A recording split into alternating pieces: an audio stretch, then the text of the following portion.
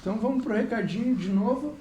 O bronze da Rê para as mulheres que querem ficar bronzeada o ano inteiro ou querem chegar no verão já bronzeadas para não ficar tanto tempo no sol. Vai lá no Instagram e procurem as meninas do Bronze da Rê. Fechou, Bill? Videozinho tudo certo? E também construtora inovadora, especialista em pré-moldado de concreto. Se tu é empresário, quer construir tua empresa, teu prédio com eficiência e rapidez, chama o pessoal lá da construtora inovadora. Fechou, Bill? Deu os videozinhos tudo certo? Vamos pro que interessa então. Salve, salve, que eu esqueci hoje, de novo. Salve, salve, pessoal. Coutinho falando aqui do GoleCast. O nosso gole de hoje vai ser com Bernardo Matos, mestre em psicologia e mais um monte de coisa que eu ainda não sei, mas ele vai nos dizer. Bernardo, obrigado de verdade por aceitar nosso convite. Eu sei que a vida de vocês é bem corrida. Obrigado mesmo. Para mim é um prazer te ter aqui. Tu viu que é minha mulher que foi atrás de ti. Nos bastidores aqui descobri. Tu viu? Muito bom. Cara, a primeira coisa que a gente sempre pede é que então o convidado faça uma autoapresentação, porque nós aqui sempre temos um conhecimento mais superficial do convidado e ninguém melhor que ele próprio para se apresentar. Então fica à vontade aí e fala o que você quiser. Cara, muito obrigado pelo convite, estou muito feliz de estar aqui, muito feliz de conhecer o estúdio. Então, eu sou Bernardo Matos, eu sou psicólogo, sou pesquisador, recentemente defendi meu mestrado aqui na PUC do Rio Grande do Sul, eu também me formei em psicologia pela PUC do Rio Grande do Sul, eu também sou membro diretor da BPBE, que é a Associação Brasileira de Psicologia Baseada em Evidências, eu tenho que falar devagar, porque senão é difícil. A gente promove um dos maiores congressos de psicologia no Brasil e, cara, eu tô aqui para conversar sobre vários assuntos, tanto os meus assuntos de pesquisador, né, que é tanto o uso de substâncias, quanto prática baseada em evidências, e poder contribuir contigo aqui hoje. Que legal, cara. O legal é que eu já vi que a gente vai poder até falar um pouquinho da minha história aí pra gente Exatamente. tentar entender o que aconteceu, né? Mas vamos embora. Bernardo, por que tu escolheu essa área? Porque tu trabalha com dependente químico, né? Isso. Basicamente a tua pesquisa é sobre isso. Por que tu escolheu essa área? Cara, eu já vou corrigir o teu termo com licença. Beleza, fica à vontade. Que antigamente, né, acho que até, eu tenho que lembrar o ano, que teve o lançamento do último manual que a gente usa na psiquiatria para, né, não só descrever diagnósticos, como tratar as pessoas que têm esses diagnósticos, a gente mudou a nomenclatura de dependência química para transtorno por uso de substâncias. E a gente não usa tanto assim o termo dependente químico. Vale citar que ele ainda é super utilizado, tá? Eu bato nessa tecla porque a gente tem evidências de que a forma que a gente trata o usuário, a forma que a gente trata a pessoa, até nomeando a condição que ela tem, normalmente pode promover desfechos negativos ou positivos dependendo disso. E aí a ideia deles terem mudado o nome de dependência química, transtorno por uso de substâncias, é justamente com o viés do usuário, que é um viés de beneficiar eles no sentido de, olha só, não vou te tratar como se tu não tivesse agência, tu não tivesse poder, digamos assim, que é meio que a ideia da palavra dependente, assim. Tu perde o poder, né? Porque eu fico dependente como se fosse, por exemplo, um dependente emocional. Exatamente. Usando uma analogia. E nota que a ideia não é tipo de ser...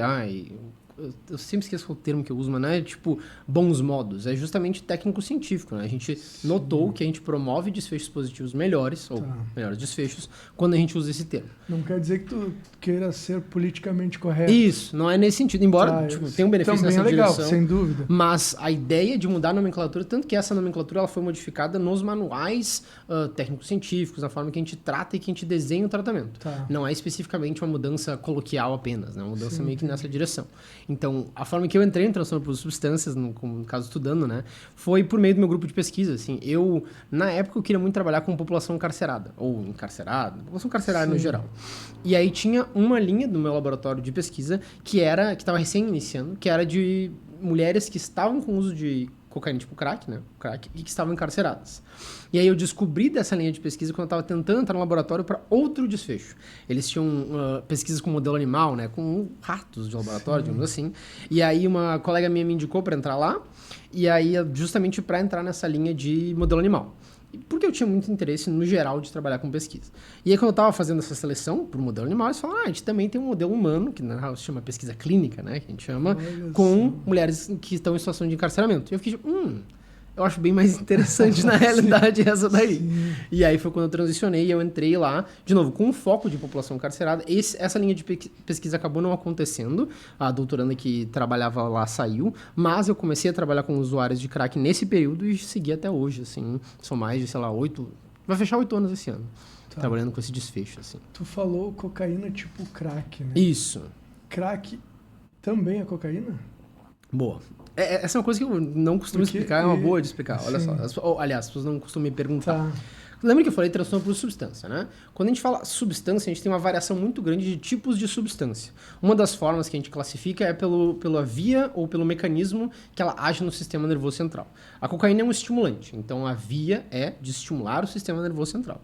A cocaína, ela é um tipo de... Eu sempre esqueço o termo, mas ela é um tipo de sal, digamos assim, que tem essa ativação e que ela tem várias vias de administração. Uma das vias é a inalada, né? A cheirada. Sim. Outra via é a intravenosa, injetável.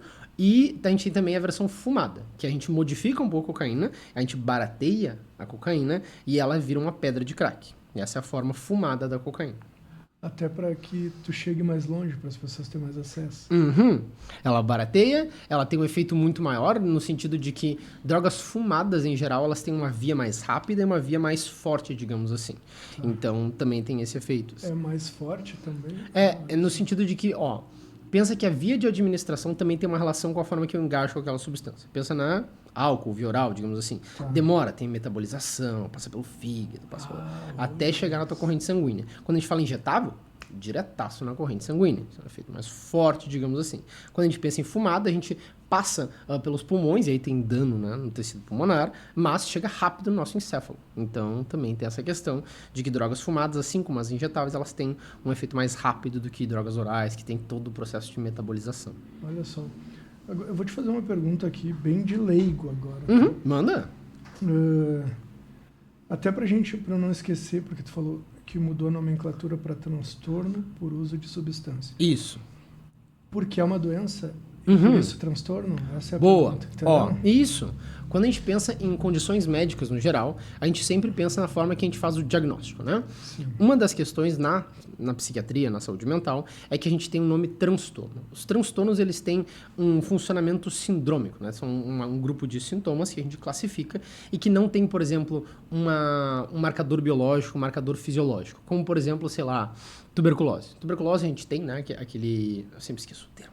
Mas uma bactéria que tem ação que gera a condição médica tuberculose. Então a gente consegue ter um marcador ali. Quando a gente fala de transtornos mentais, a gente não tem um marcador, não tiro o teu sangue e vejo, olha só, vamos ver a hemoglobina glicada dele ali para ver qual o valor. Não tem isso. Então os transtornos mentais, eles são um grupo de sintomas que a gente classifica a pessoa baseado neles. Por isso que tem o nome de transtorno. Tá, eu te entendi. Por exemplo, TDAH. Isso. Transtorno de déficit de atenção e hiperatividade. Entendi. Em que a gente tem um grupo de sintomas que diz respeito ao funcionamento executivo. Então, como é que eu me distraio, eu não consigo me organizar, eu atrapalho, eu interrompo as pessoas. Tudo isso diz respeito a um grupo de sintomas que a pessoa tem. Daquela doença. Isso. Por isso, transtorno por uso de substância. Perfeito. Isso. Essa era a dúvida. Uhum. Existe um tratamento eficaz hoje no Brasil? Cara, um dado interessante que eu trago é de que saúde mental, no geral, a gente tem muita dificuldade de tratamento. No sentido de que a gente sabe as vias, a gente sabe como é que a gente faz o tratamento. Tem condições como, por exemplo, depressão, que a gente sabe que todo curso, todo prognóstico, digamos assim. E, em média, a gente não só sabe as intervenções que são efetivas, como é que vai se dar esse tratamento. Tem algumas condições dentro dos transtornos mentais que são tidas como mais graves. Uma das formas que a gente vê isso, um viés para isso, é de resultado. Então não tem tanto um benefício para as pessoas, não tem um resultado tão grande. Dos transtornos mais graves, o transtorno por substância está dentro disso. Por quê? Nota que não é especificamente pela falta de tratamento, é pelo fato de que as recaídas são comuns. Então, por exemplo, deixa eu tosser aqui, desculpa. Eu sou asmático. Então, é comum que eu tenha alguma recaída, alguma crise de asma, pelo menos uma vez por ano. Isso é uma coisa que acontece, faz parte do meu prognóstico, faz parte da minha condição, que é a asma. Quem tem hipertensão, por exemplo, também tem uma crise, também tem uma recaída por ano. Não precisa ser especificamente por ano, mas aparece. No transtorno por substância, a gente também tem um índice de recaídas muito semelhante a essas condições médicas. Por quê? Condições crônicas têm essa característica. Dentro disso, a recaída fazendo uma parte importante, O tratamento que eu vou explicar já quais que são, tem benefício, mas parte dele envolve o fato de que recaídas fazem parte do processo e tornam um transtorno com um curso mais difícil do que, por exemplo, uma depressão maior ou algum transtorno de ansiedade, algo nesse sentido. Fez sentido por hora? Sim, entendi. Como se fosse, assim, quando tu vai tratar então a doença, aí eu vou falar, vamos fazer assim, ó. Quando tu explicar alguma coisa, eu vou tentar traduzir de uma forma mais leiga e tu isso é muito importante. Faz sentido, tá? Isso é muito importante. Porque vai ter uma galera, provavelmente, que vai escutar a gente que não vai ter o mesmo conhecimento, né? Então, vamos lá. Quer dizer, então, que no tratamento,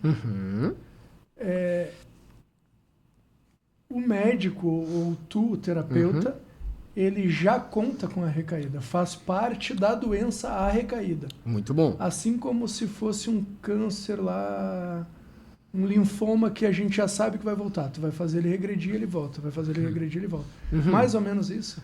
É exatamente isso. Tá. E nota que isso é uma luta que se tem com muitas... Não é só na transtorno por substâncias, tá? Tem na saúde mental, a gente tem muitas condições médicas, a gente tem essa dificuldade do profissional de saúde perceber como é que é o curso da doença e como é que aquele paciente que ele vai receber vai ter uma dificuldade em manter adesão ao tratamento, em dificuldade com recaída, em individualizar esse tratamento se ele não perceber que esse paciente tem um risco maior de recaída, por exemplo.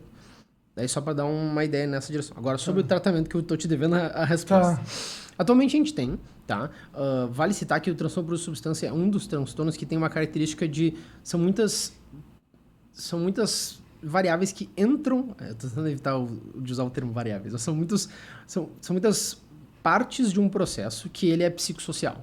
Então, como a gente vai, por exemplo, citar da tua história, né, que tu me citou nos bastidores, de que pessoas da tua vida, por exemplo, foram na direção de alguma substância, isso também diz respeito ao fato de que eles tinham, sei lá, talvez um preditor genético, né, alguma coisa genética que ligava eles à substância, tem a condição social que eles estavam, então tinha uma disponibilidade maior da droga, e... não só isso, mas talvez a circuitaria neuronal ou a cabeça dele, digamos assim, engajava com a substância de uma forma diferente, talvez, do que outra pessoa. Isso tudo dá a ideia de que um tratamento, ele é endereçado a um paciente e dentro desse processo, a resposta, o resultado do tratamento não é tão garantido justamente por ser muito balizado por essas condições socioeconômicas, digamos assim.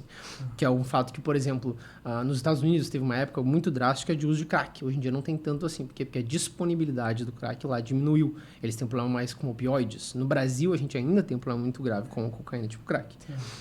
Dentro disso tudo que eu falei, fiz uma digressãozinha. Em termos de psicoterapia, a gente tem basicamente uma combinação que funciona muito bem, que é a terapia cognitivo-comportamental junto com a entrevista motivacional. Essas são duas modalidades de tratamento, digamos assim, que a gente tem um corpo de evidência muito sólido que ajuda o usuário a conseguir uma abstinência, né, de novo, levando em conta essa questão de recaída, e costuma funcionar. Agora, a gente tem outras terapias que estão surgindo, a terapia comportamental dialética tem algumas evidências nessa direção, mas o mais utilizado é a terapia cognitivo-comportamental com entrevista motivacional. Isso é mais restrito no sentido de que tem um custo maior. Em média, o tratamento mais visto assim, na rede pública, por exemplo, é o de grupos de AA, NA, coisas nesse sentido, os grupos de, no caso A, de Alcoólicos Anônimos, e NA de Narcóticos Anônimos, que também tem um corpo de evidência, eles também têm benefício para o usuário, e é o que mais a gente observa nesses cenários, assim, não tanto de clínica particular. Clínica particular é mais esse de TCC e entrevista motivacional que eu te falei. Tá. Existem indivíduos que são mais propícios a ter o transtorno, então a usar e ficar, eu não sei como eu posso dizer, viciado, ou dependente, ou que tem o transtorno, como é que eu... Agora eu te coloquei numa sinuca de bico isso, aí. Entendeu? Porque, entendeu?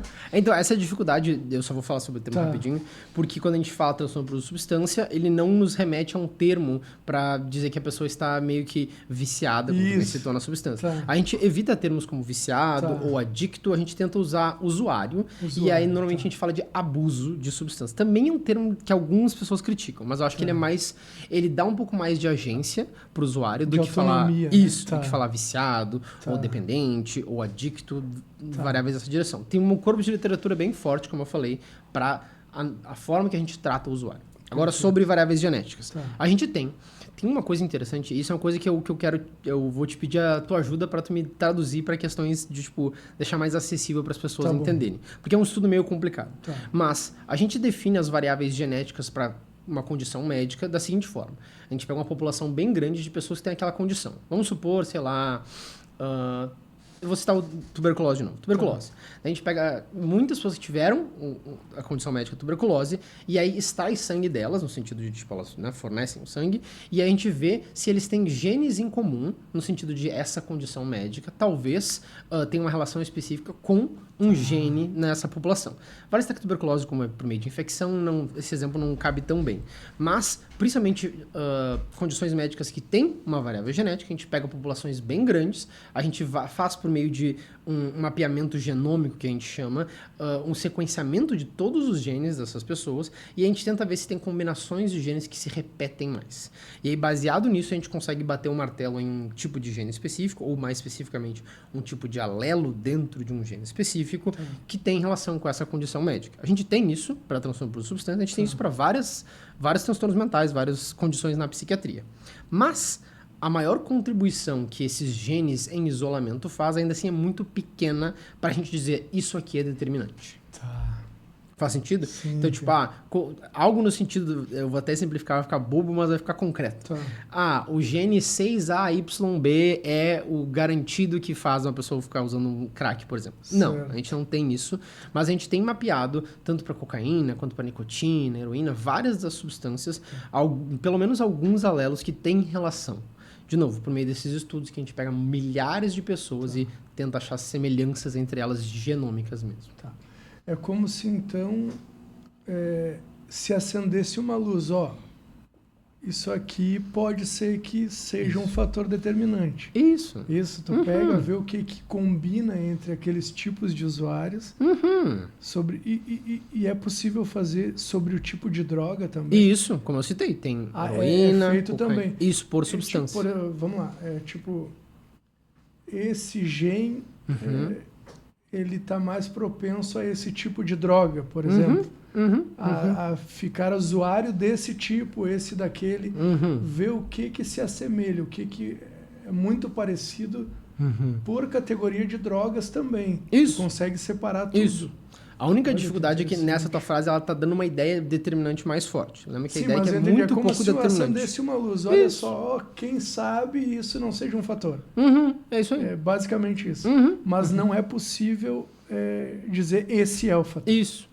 Vale citar que esse tipo de estudo ele até tem um perigo associado, né? Porque a gente vai achar, olha só, esses genes aqui garantidamente têm uma relação com uma condição médica, a gente vai começar a tentar tirar esses genes da sociedade. Então nota que isso tem um risco associado. Sim, é meio perigoso. Exato. Claro. Mas a gente nunca chegou nesse tipo de desfecho porque a contribuição genética foi sempre pequena de a maioria das condições médicas. Então a gente nunca teve nada nesse sentido. Principalmente na psiquiatria. Na psiquiatria é muito pequena a contribuição. Tem algumas terapias gênicas que são justamente isso, que é nocaute de genes. A gente nocauteia um gene e a pessoa totalmente perde aquela condição. Eu não vou conseguir lembrar agora de exemplos específicos, mas tem muito efetivas, assim, tipo nocaute total. E aí tu tira um gene e tira a condição médica da pessoa. Sério? Mas já tem isso também? Já tem. Olha que interessante, cara, isso é demais. Tu mata aquele gene e a condição... E aí não expressa aquela condição médica. Isso serve para muitas variáveis, né? Mas para doenças também. Que maravilha. De certa forma não é ruim, né? É um tratamento extremamente caro atualmente, né? Mas enfim, ele existe. Vamos falar um pouquinho então de uma droga que também é uma substância que talvez seja mais perigosa pela aceitação social, que é o álcool. Porque, por exemplo, se tu perguntar para mim, já usou cocaína? Eu não sei se eu te diria. Mas se tu me perguntar, já tomou cachaça? Sim. Entende? É difícil achar alguém que não tenha no mínimo provado, né? Qualquer tipo de álcool, né? É realmente... seria realmente o álcool a droga mais perigosa, digamos assim? É possível dizer isso? Cara, sempre que eu participo de algum podcast, eu tento dar uma palestra, algo nesse sentido, eu comumente trago isso de que eu não acho que é benéfico a gente criar um ranking de drogas. Qual que é a pior droga, qual que é a melhor... Essa frase já é uma decisão incrível, né? A melhor droga. Então, eu me distancio dessa classificação, por quê? Não é porque eu não consiga perceber que, por exemplo, drogas fumadas têm um dano pro pulmão, que drogas orais não têm, por exemplo, que é mais no fígado. Sim. É mais no sentido de que eu perco usuários. Eu perco a chance de atingir aquela pessoa que vai se ver como, tá tudo bem, tá super tranquilo. Claro. E aí, esse pra mim é o risco maior. De ter algum usuário que tem algum uso super abusivo na realidade, mas pela droga ser aceitável, por não ser cocaína, não ser crack, não ser XYZ, a pessoa pensa, não, mas tá tranquilo, tá tudo bem. E aí, esse é um risco maior. Por quê? Porque não só a pessoa pode estar em risco, em sofrimento, mas pessoas em volta dela, terceiros, família, amigos, enfim, também podem estar sofrendo com aquela condição, porque é muito difícil a pessoa em isolamento ter um uso de substância. Normalmente ele tem um contexto, seja por usar com os amigos, usar com a família, seja porque os comprometimentos cada vez ficam mais observáveis. E aí a família se preocupa com aquela pessoa, por exemplo. Tá. Eu fiz essa pergunta, eu te falei que a gente teve aqui uma psicóloga também que ela tratava na ponta, então mais prática, e se aposentou assim. Eu fiz essa pergunta para ela e ela me respondeu o seguinte: a que tu usa? Qual é a pior droga que existe e tal? Ela falou: a que tu usa. Porque tem mães que perguntavam para ela: mas o meu filho, tipo, não é a pior. Não, a pior é o que o teu filho está abusando. Aquela é a pior. Então essa foi a resposta dela. Eu achei interessante tu trazendo, entendeu? É bem análogo a esse exemplo que eu dei, né? Exatamente, tipo, tá perfeito. Atingir... Exatamente. Aí tu não deixa ninguém de fora, né? Exato. Tu não deixa ninguém tranquilo por estar abusando de algo. Né? Legal. Vamos falar um pouquinho então de mim, do meu exemplo. Né? Faz um ano que eu não bebo. Eu bebia, cara, todos os finais de semana. Olha só. E eu bebia também muitas vezes no meio da semana. Eu vou te contar uma coisa que eu não te contei ainda. Isso que eu bebi, eu já te falei. O meu pai, ele é alcoolista. Então eu acho que eu devo ter uma predisposição. Eu não sei, mas eu imagino que eu tenho. É possível. Né? Mas eu sempre tive... Tu me fez uma pergunta nos bastidores aqui, como é que eu via as decisões que eu tomava, né? Porque eu te falei um pouquinho da minha história e tal. Eu sempre, apesar de eu ser um cara muito emotivo e tal, eu sou muito racional nas tomadas de decisões, tá? Vou te dar um exemplo, então. Eu bebia todos os sábados, eu te mostrei minha foto aqui, né? Imensa, eu diria. E a Renata me salvou. A Renata me botou nos trilhos, né? Mas teve um momento aqui da minha vida, olha só, que eu tive... Eu não sei se eu tive depressão. Talvez eu tivesse depressão, mas eu não queria acreditar, sabe? Que a gente... Homem assim. Homem assim. Não queria aceitar, não. E é uma coisa que eu não entendo muito bem, porque se eu sofro do coração, eu procuro um cardiologista. Né? Se eu estou com um problema no ouvido, eu procuro um otorrino. Mas no cérebro, eu confundo o cérebro normalmente comigo. Exatamente. Como se o cérebro fosse eu. Eu posso mudar. Exato, bem como tranquilamente. Se o cérebro não fosse um órgão também, né? Que precisa também, muitas vezes, de remédio. Eu tomaria um remédio para não ter um infarto. Por que eu não tomo um remédio para não ter depressão? Né? Não que depois eu criei essa consciência. Quebrou. Mas teve um momento aqui da minha vida, e aí tu disse que a gente podia falar sobre qualquer coisa. Então, eu tô com um psicólogo mestre aqui, já vou aproveitar, hein? Fazer uma terapia rápida. Olha o que aconteceu comigo. Eu vim de uma condição muito, muito, muito precária, muito difícil, tá? E eu consegui sair dessa condição para uma condição melhor de vida, materialmente falando. Tá? O que aconteceu comigo? Quando eu estava lá naquela condição, eu tinha sonhos. Sonhos de ter minha casa, meu carrinho, de poder comer bem, comer o que eu quisesse, que não me faltasse nada. O que aconteceu comigo foi que, materialmente falando, eu fui um pouco além do meu sonho, ou seja, digamos que o meu sonho fosse isso e eu acabei indo um pouco além daquilo que eu sonhava para mim. E aí a vida perdeu, de certa forma, sentido por um momento da minha vida, tá? E aí nós vamos entrar na substância. Eu percebia que quando eu bebia, vamos colocar aqui nos dias de semana, tá? Porque eu bebia todo final de semana porque eu jogava futebol e tal. E aí tinha momentos que eu não queria levantar da cama e tal, daí eu sempre hoje eu não tenho mais, mas eu sempre tinha vinho em casa, né? Então eu percebi, Bernardo, que o vinho me causava um conforto, me dava um certo conforto. E eu parei de tomar. Por decisão, não mais por instinto, porque instintivamente estava me fazendo bem. Biologicamente estava me fazendo muito bem. Mas eu parei de tomar porque eu pensava assim, o meu pai é alcoolista. Então eu entendia na minha cabeça que eu já tinha uma certa predisposição. Se eu não posso trocar a depressão pela bebida. Porque isso eu pensava assim, racionalmente, quando eu ainda estava no fundo do poço. Eu falei, não, beber eu não vou. E aí eu não bebi. Mas naqueles momentos que eu estava muito ruim, para não ter como recompensa da bebida uma melhora do meu estado de espírito, digamos. Exato. Você entende? E eu parei de beber também, daí agora voltando pro normal, que eu bebia todo final de semana, de vez em quando no meio da semana. E eu pensei, cara, que eu nunca ia conseguir parar de beber, porque eu já tive várias tentativas. Não, vou parar, mas o ambiente não deixa, né? Tu pode explicar um pouquinho para nós sobre isso? Não, tem dois fenômenos muito interessantes que tu descreveu aí. Um deles é a transição entre um uso em que a gente, né, pode pensar um uso mais inicial, em que eu gosto do efeito, eu gosto da intoxicação. Então, provei álcool, gostei da intoxicação, gosto de como eu fico, sei lá, usar o termo chapado aqui. Isso. Gosto de como eu fico chapado do álcool, ou chapado da maconha, enfim. Eu gosto desse efeito positivo. E aí, essa normalmente é a fase inicial do uso, em que a pessoa gosta do efeito, gosta da intoxicação e fica ali. Eventualmente, a pessoa começa a transicionar para ser um uso mais no sentido de, eu tô me sentindo mal aqui, eu vou ter que usar para me sentir bem.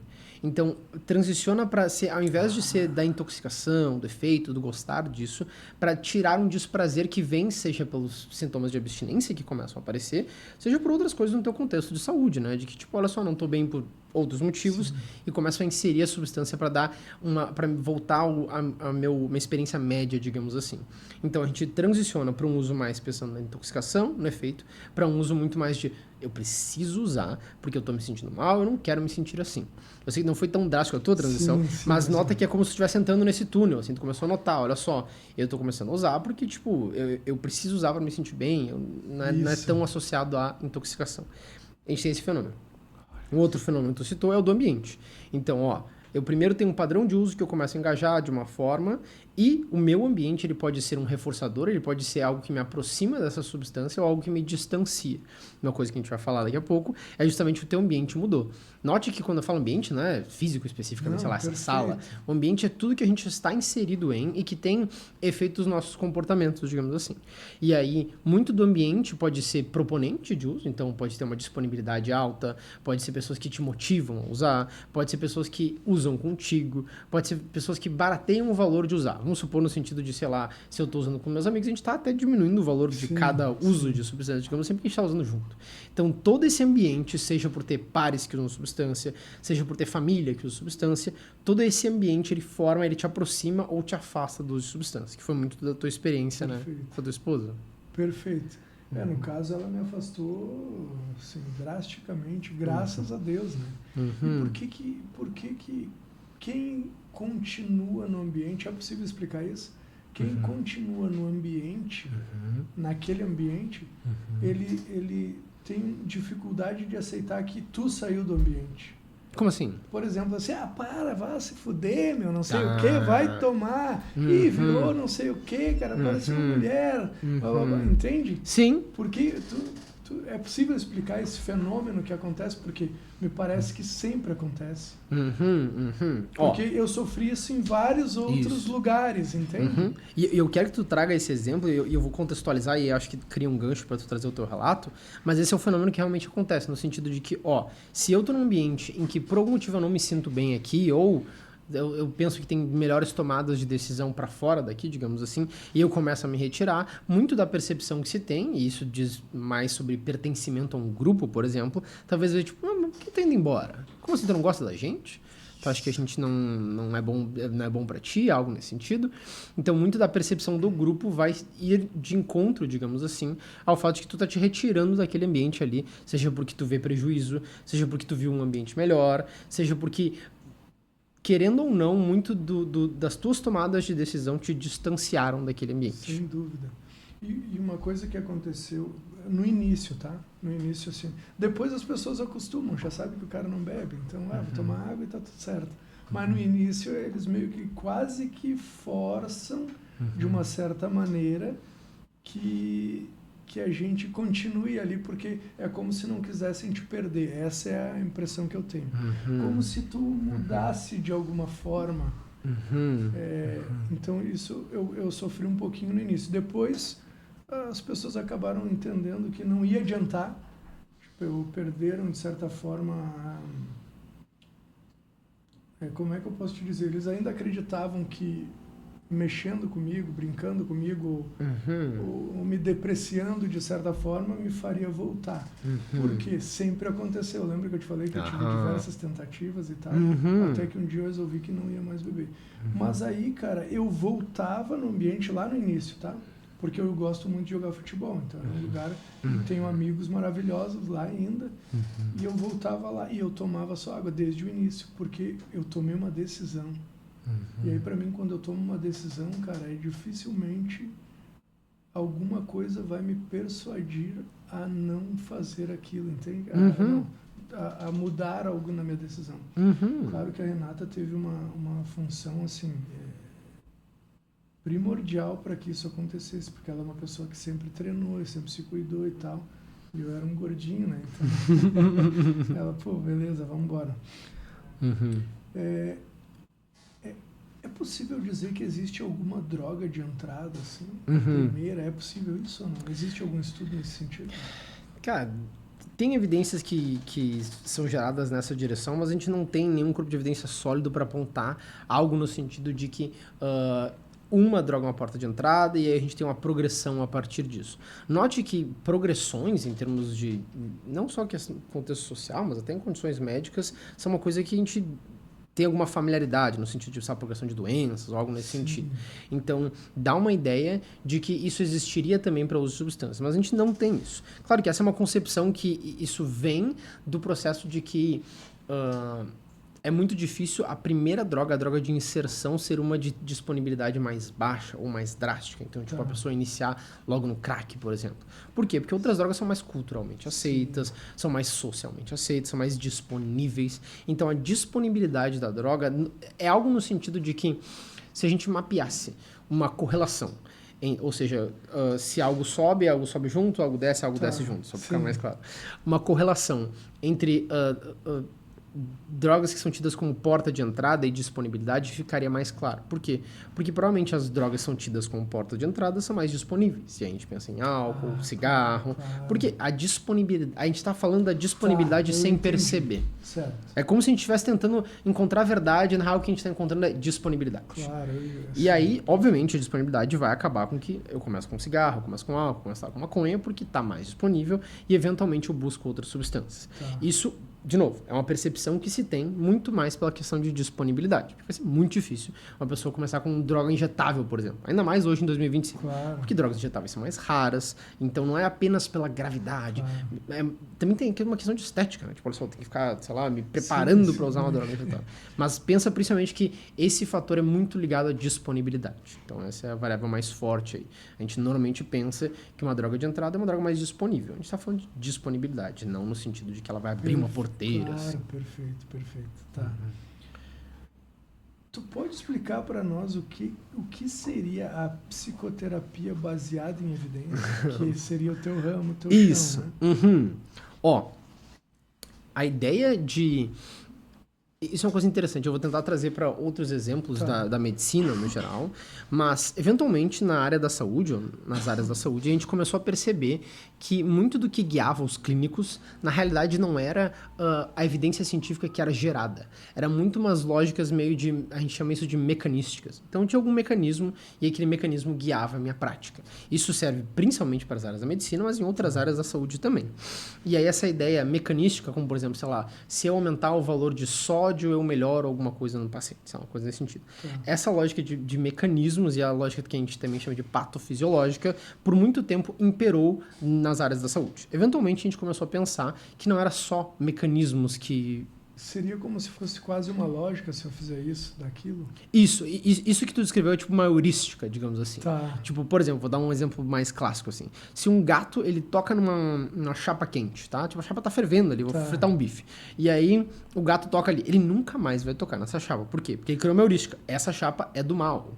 E ele nunca mais vai engajar com aquela chapa ali. Nota que às vezes a chapa vai estar fria, normal. Tá, claro, então, essa é a heurística que o gato criou, digamos assim, para engajar com a chapa. Perfeito. Muito da lógica das áreas da saúde por muito tempo era uma heurística básica assim, de mecanismos.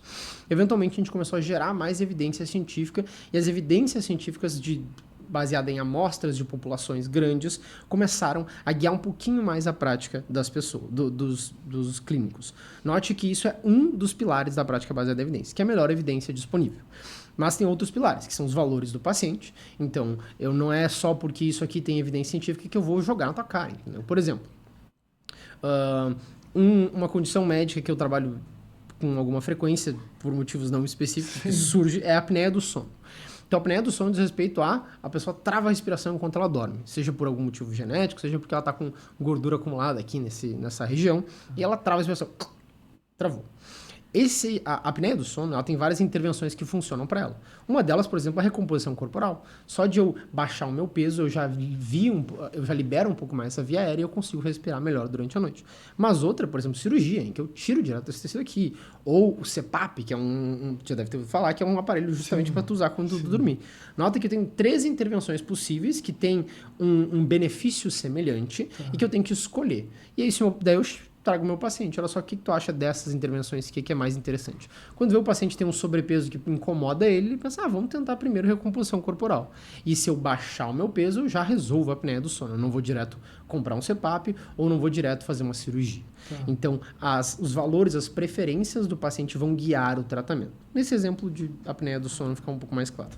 E terceiro seria a expertise do clínico. Então, quanto ele consegue trazer essa intervenção, consegue individualizar essa intervenção para aquele paciente. A psicoterapia baseada em evidências é um dos eixos especificamente da psicologia ou da psicoterapia para praticar ou para implementar a prática baseada em evidências na psicologia. Isso quer dizer que o paciente faz parte, ele está dentro. Isso, ele exatamente. Não está fora. Há uma subjetividade do paciente ali também. Exatamente. É isso? É como se nesse exemplo que eu dei da apneia do sono, se eu fosse um médico em que eu não ligasse o paciente, eu ia dizer, tu vai usar o CPAP, daqui o CPAP, ele custa R$5.000, compra aí, tchau pra ti. Vamos então, vamos deixar mais leigo esse negócio, tá? Olha só, pro exemplo do gato que tu deu. O gato botou a mão na chapa, queimou. Aí eu vou dizer que nenhum gato mais vai botar a mão na chapa. É isso? Esse é o viés heurístico, a gente chama. Isso, esse é o viés anterior, o antigo que já está quase demodé. E o novo seria, vamos ver como reage cada gato quando colocar a mão na chapa, porque ela pode estar fria em algum momento e é para aquele gato ali. É isso? Semelhante. Eu não sei. A dificuldade está no fato de que, em média, nós somos reféns da nossa heurística, entendeu? Então, um gato, a chance é que ele sempre seja refém dessa heurística, assim. Claro. Mas nós, seres humanos, a gente consegue estar consciente de que a chance é que a gente crie uma heurística nas coisas. E isso é uma coisa que médicos tinham muita dificuldade no início do movimento lá. O movimento da prática baseada em evidências começou no Canadá por muitos médicos que tinham relação com a epidemiologia. E aí esses epidemiologistas, eles trouxeram, olha só, na realidade a gente notou que a maioria dos médicos está seguindo por esses mecanismos e é isso aí. E aí quando eles começaram a mudar isso, começaram a trazer evidências para a gente mudar um pouco dessa lógica, foi que a gente começou a perceber, eu tenho uma heurística de que tudo é mecanismo, de que tudo é patofisiologia, mas tem mais coisa aí. E aí foi esse processo de transição para ser menos heurística, digamos assim, e outros vieses, tá? O viés heurístico é só um deles. Nós, seres humanos, temos muitos vieses na forma que a gente pensa, principalmente profissionais da saúde. E aí começou a mudar um pouco dessa lógica. E aí até hoje a gente tem a prática baseada em evidências como um movimento que não só ainda é incipiente, nota isso, tá? Principalmente na psicologia. Mas que ele vem quase como uma forma muito diferente de analisar um fenômeno. Nota que não deveria ser, né? Tem muitos médicos que dizem, bom, não deveria ser medicina baseada em evidência, deveria ser medicina. Mas ainda assim é um problema, porque as pessoas seguiam muito por mecanismos em média. Isso é só um dos fenômenos, tá? Muitos. Na medicina, então, baseada em evidências, me parece que o respeito ao paciente ele é um pouco maior. A individualidade do paciente. Exatamente. Seria isso. Tu coloca ele dentro do próprio tratamento. Isso. Ele tem voz no tratamento. Aí, por exemplo, tu vai fazer isso com um monte de gente, certo? E aí tu vai pegar os perfis como funciona, mas sempre individualizado. Isso, exatamente. A individualização é uma parte muito importante. Porque nota que quando a gente gera evidência científica, a gente gera para uma amostra que deve ser representativa de uma população. Isso. Tu mesmo, o Coutinho, ele saiu de um meio em que o Coutinho se diferencia drasticamente do meio dele. Perfeito. Então ele tem muitas características individuais para ele. Então, quando eu levo uma intervenção lá pro teu bairro, de onde tu nasceu, talvez eu leve de uma maneira X, mas quando eu trago pro Coutinho, eu tenho que individualizar, porque ele se diferenciou. Perfeito, cara. Há um respeito maior, me parece, porque tu coloca a subjetividade do ser humano dentro do tratamento. Isso. Isso é muito interessante. E é novo ainda. O movimento começou no final dos anos 80 e início dos anos 90. É novo Mas no Brasil, entendi. Eu diria que ele é uma novidade gigantesca ainda. Ah, é? O nosso congresso, ele se chama Congresso Brasileiro de Psicologia Baseada em Evidências. A gente está na 4ª edição. Então, a gente só teve 4. Olha só. E nota que quando a gente teve o primeiro, era tido como extremamente disruptivo, assim, extremamente diferente. Especificamente para psicologia. Nota que tem certas áreas que tem... cada uma tem suas dificuldades em relação à prática baseada em evidências, por exemplo. A psicologia tem muito fato de que a gente tem uma herança muito grande de várias abordagens que não só não se colocam na métrica científica, como não tem esse interesse. Então, a psicologia tem uma dificuldade maior no sentido de que muitas abordagens elas não engajam com o corpo de evidência, por exemplo. E outras áreas não tem tanto isso. Outras áreas são outros problemas. Na medicina, a gente tinha muito dessas questões de que certos mecanismos ou certas intervenções que se guiavam por desfechos substitutos, já expliquei o que é isso, elas imperavam. E aí, eventualmente, a gente começou a perceber. Então, mas o que importa, na real, é o que o paciente nos traz, né? Se a gente não consegue elencar desfechos que são do paciente, não nós que decidimos, eu vou aumentar um pouquinho aqui o valor de hemoglobina glicada e ver o que acontece. Então, nota que tem isso, de que a gente se aproximou cada vez mais do paciente nesse período. E a gente conseguiu promover desfechos melhores também. Perfeito. Tu trouxe o meu caso aqui, agora eu vou ter que te perguntar uma coisa em relação a isso, tá? Vamos explicar, então, rapidamente o que aconteceu sobre o que tu falou que lá eu tomei decisões que acabaram me distanciando da média de onde eu estava, né? Então, eu fui criado, como eu te falei, nascido, quase criado numa comunidade bem pobre em Porto Alegre.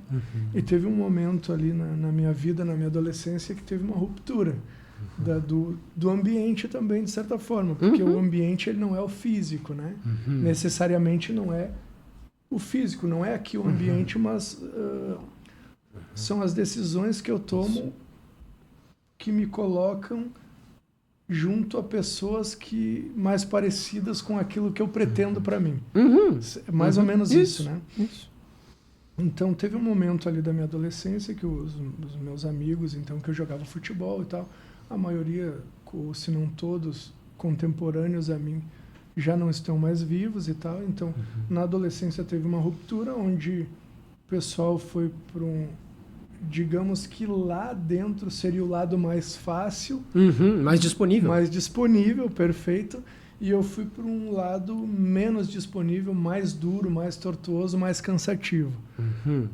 Porque eu entendia, naquele meu momento lá de adolescência ainda, eu estava vendo a vida um pouquinho mais além do que o agora. Eu precisava melhorar um pouquinho para conseguir sair daquele ambiente. Por que algumas pessoas... Tu até me deu uma explicação, eu queria que tu tentar, foi tão difícil que eu não consegui pegar direito a explicação que tu deu. O que acontece nesse momento onde uma pessoa consegue se desvincular, assim, de o que acontece? Tu me falou um pouquinho antes. Vale citar que eu não te dei a resposta específica, tá? Perfeito. Eu não defenderia isso. Sim, acho que é muito perfeito. difícil a gente pensar especificamente no agente. Mas a gente consegue pensar que certos ambientes, como tu bem citou, tem certas direções que são mais disponíveis do que outras. E aí, quando a gente diminui a disponibilidade, a gente perde pessoas nesse processo, seja pelo fato de que, de novo, é menos disponível, seja pelo fato de que exige uma motivação talvez diferente. Né? Algo no sentido de que o que me motiva talvez seja mais comum com os meus pares em uma direção X, e se eu tiver que puxar uma direção muito diferente, talvez os meus motivadores sejam drasticamente diferentes. E aí me parece, pela tua história, algo nessa direção, né? De que muito das tomadas de decisão eram semelhantes dentro dos pares, eles, né, tomavam decisões semelhantes, eles iam para uma certa direção e provavelmente eles tinham motivadores que eram semelhantes entre si, até que tu, né, nesse processo, começou a diferenciar, seja pelas tomadas de decisão que tu tinha, seja pela motivação que tu tinha de ir nessa direção. Então, mesmo um ambiente que tem certos marcadores socioeconômicos, socioculturais, eles podem gerar várias direções em termos de desfecho, de onde é que a pessoa vai chegar. E aí tu se distanciou muito dos teus pares nessa época, talvez pelo fato de que tu tomou as decisões que tu tomou, pela motivação que tu tinha em relação às decisões, ou talvez mais importante, que a média tinha algo muito disponível para eles e eles ficaram lá. Claro, entendi, certo. Tu disse que não dá para dizer, tu tinha me dito que não dá para saber exatamente o que aconteceria, não foi isso que tu me falou? Isso. Se eu tivesse tomado outras decisões? Isso. Ó, isso é uma coisa interessante que tem uma relação leve, talvez seja uma abstração muito forte, mas com esse processo de prática baseada em evidência que eu te falei, no sentido de quando a gente tem um ensaio clínico randomizado, ou qualquer tipo de ensaio clínico, a gente divide os indivíduos nos grupos, né, e cada grupo vai receber uma intervenção.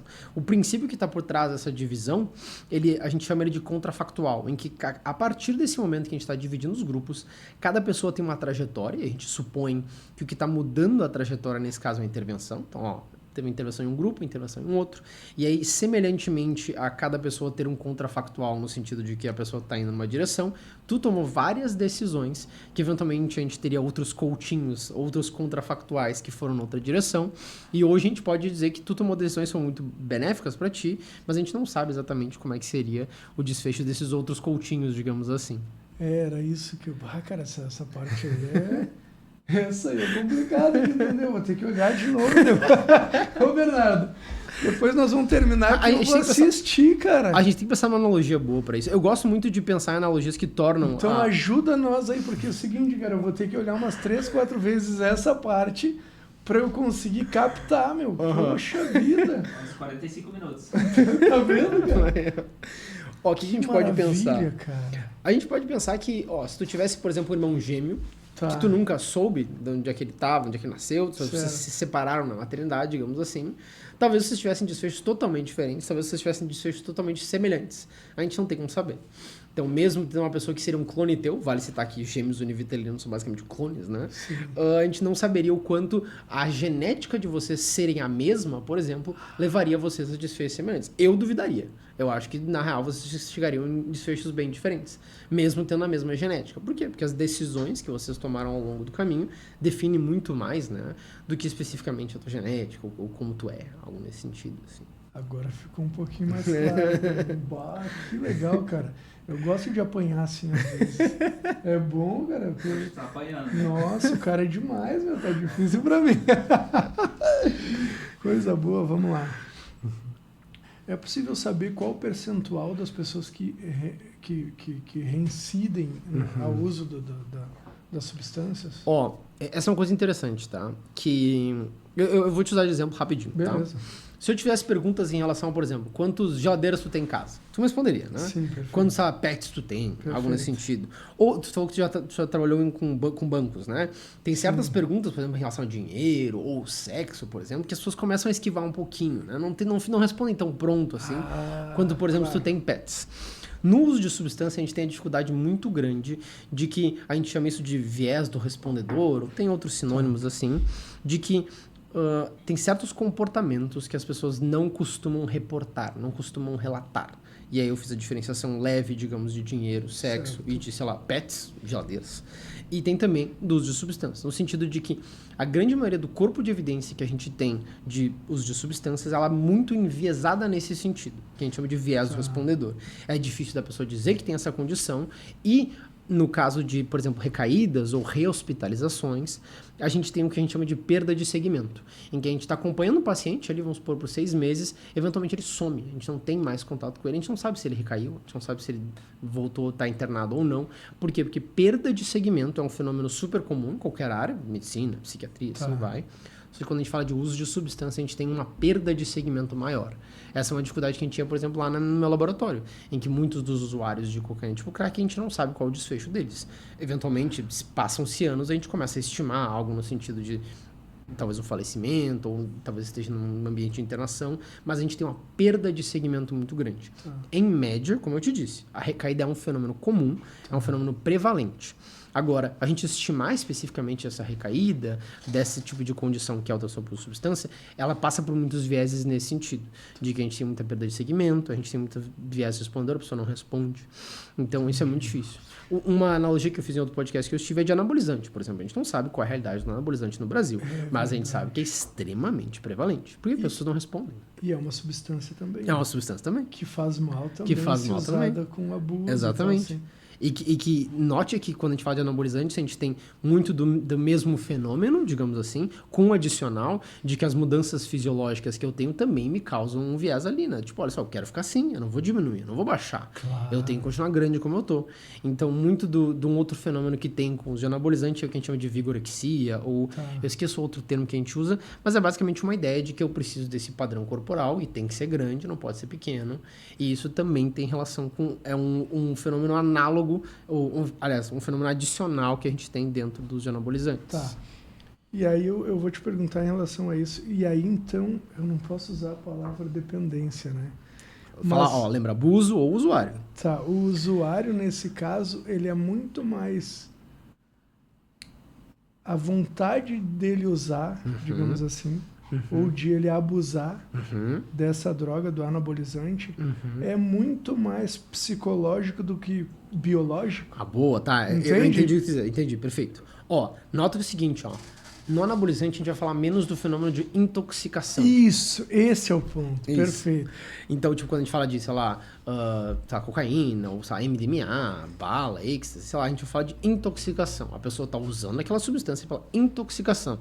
Não é pelo, sei lá, como é que vai metabolizar no fígado, ou como vai, sei lá, enfim. Perfeito. Ela tá basicamente buscando intoxicação ali. No anabolizante, o foco não é esse fenômeno. Talvez tenha um fenômeno, eu nunca vi como é que são as evidências de como é que tu te sente, a não serem anabolizantes mais pesados, assim, a gente tem um relato no sentido de se sentir de uma forma bem diferente em média. Mas muitos anabolizantes não causam uma intoxicação específica. O benefício do anabolizante é do fato de que eu tô com uma dose de testosterona ultrafisiológica ou suprafisiológica, enfim, e esse é o benefício que eu quero ficar grande.